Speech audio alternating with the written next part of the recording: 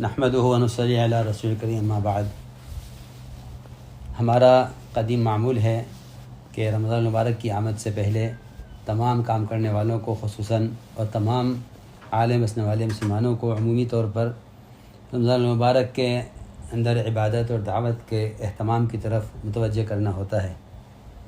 اس وقت کیونکہ پورے عالم میں ایک وبا پھیلی ہوئی ہے، اس لیے تقاضا طبیعت پر اس کا تھا کہ تمام کام کرنے والے ساتھیوں کو ان حالات میں کس طرح دعوت اور عبادت کو جمع کرنا ہے اور کس طرح ہمیں ان اعمال پر قائم رہنا ہے۔ اس سے متعلق ایک اہم خط تمام عالم کے کام کرنے والوں کو بھی اور تمام اپنے ملک میں رہنے والے کام کرنے والے اور عام مسلمانوں کے لیے یہ ہماری طرف سے یہ اہم خط ارسال ہے۔ میرے عزیز دوستو، رمضان المبارک دعوت اور عبادت کو جمع کرنے کا اور اللہ تعالیٰ کی طرف سے رحمت و مغفرت و جہنم سے آزادی کا مہینہ ہے۔ دعاؤں کی قبولیت اور اجسام کو گناہوں سے پاک کرنے کے لیے روزہ جسم کی زکوٰۃ ہے۔ اس لیے تمام عالم میں دعوت کا مبارک کام کرنے والے اور تمام عالم میں بسنے والے عام مسلمانوں سے درخواست ہے کہ اس ماہ مبارک میں اپنے لیے اور سارے عالم میں بسنے والے انسانوں کے لیے اس وبا کو ختم کرانے کا اللہ تعالیٰ سے دعاؤں اور استغفار اور صدقات کے ذریعے فیصلہ کرائیں۔ رمضان المبارک اجتماعی اعمال کا مہینہ ہے جس کا شوق و جذبہ ہر امتی کے دل میں ہے۔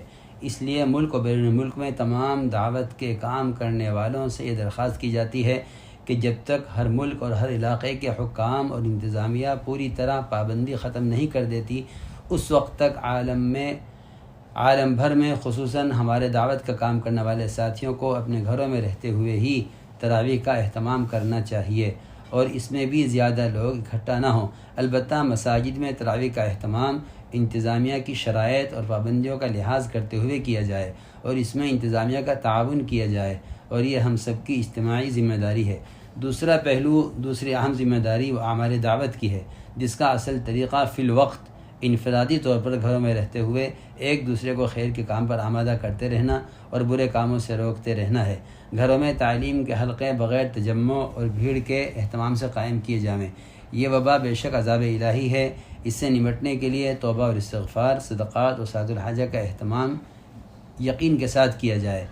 احتیاطی تدابیر، ڈاکٹروں کی ہدایات پر عمل یقین و توکل اور ایمان کے ہرگز خلاف نہیں ہے۔ ہمارا گھروں میں رہ کر دعوت عبادت پر قائم رہنا اور فی الوقت اپنے جذبے کو قربان کرنا دگنے اجر کا باعث ہے۔